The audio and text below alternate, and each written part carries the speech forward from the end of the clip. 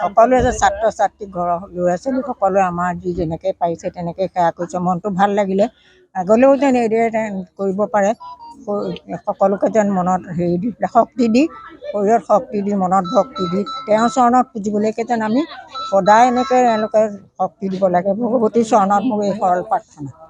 আজি সৰস্বতী আগৰ দিনৰ আমাৰ যেনেকৈ আছিলে আজিকালিতো নহয়। আমি সৰস্বতী পূজাত যেনেকৈ আগৰ পৰা পালন কৰিলোঁ সেইদৰে আজিকালিতো সেইদৰে নহয়। আজিকালি হেৰিটো বেছি হ'ল, আগৰ পূজাৰ হেৰিটো নাইকিয়া হ'ল। মানে বাহ্যিক সেইটো পৰিৱেশত আমি সেইধৰণে কৰিছিলোঁ। তাৰপিছতে মই এইখিনিতে ক'বলৈ যাওঁ যে মই দুলীয়াজনত এভাগ পূজা আৰম্ভ কৰিছিলোঁ।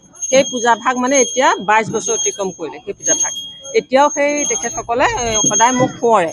সেইকাৰণে ময়ো মানে এই পূজাভাগত সেইটো ভাবিয়ে মানে মই অনুভৱ কৰিলোঁ যে এই পূজাভাগ মোৰ কৰিলে ভাল হ'ব। আৰু বিশেষকৈ মোৰ এই লগত থকা মানুহখিনিয়ে মোক খুব সহায় সহযোগিতা কৰে। ইহঁতি গোটেইবোৰ মোৰ বাই ভনীৰ নিচিনা। গতিকে ইহঁতৰ পৰা সহায় সহযোগিতা বিনে তাতে মোক অনুক্ৰমেও বহুতখিনি সহায় কৰিছে, আপোনালোকে হৈছে। তাৰ বিনে মানে মোৰ সম্ভৱ নহ'লহেঁতেন। গতিকে মই সকলোলৈকে এইখিনিতে মোৰ ধন্যবাদ জনাওঁ।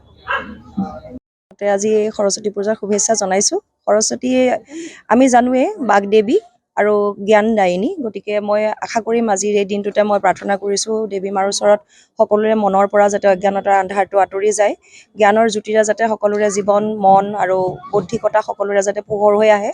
আমি আচলতে ভাবিছিলোঁ যোৱা বছৰে যে এনেকুৱা কিবা এটা কৰিম। আমি ইয়াতে এই অঞ্চলটোৰ কাৰণে বা আমাৰ এই কেম্পাছটোৰে গোটেইকেইঘৰে লগ লাগি পেলাই ইমান সুন্দৰকৈ আচলতে সকলোৰে সহযোগিতাত আজি এই পূজাভাগ অনুষ্ঠিত হৈছে।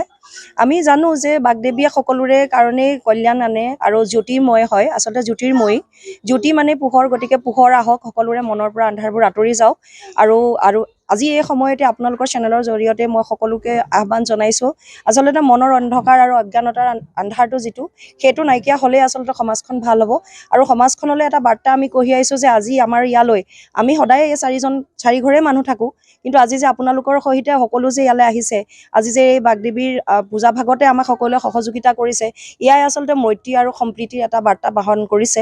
গতিকে মই আশা কৰিম সকলোৱে এনেকৈ নিজৰ নিজৰ সংস্কৃতি ৰক্ষা কৰাৰ লগতে আচলতে সম্প্ৰীতি আৰু একতাও যাতে সকলোৱে জীয়াই ৰাখে। কিবা এটা হ'ব লাগে আচলতে, সেয়াও একোটা এটা মিলনৰ থলী হ'ব পাৰে। আজি আমাৰ এই ঘৰৰ পূজাভাগেই সেইটো আচলতে প্ৰমাণ কৰিছে যে এই ভাগ পূজা আজি ঘৰৰ হৈ নাথাকিল, ই সমাজৰো এটা অংগ হ'ল।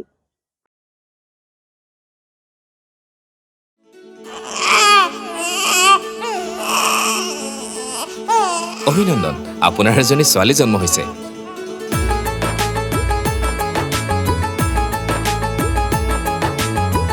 লাহি পাহিয়ে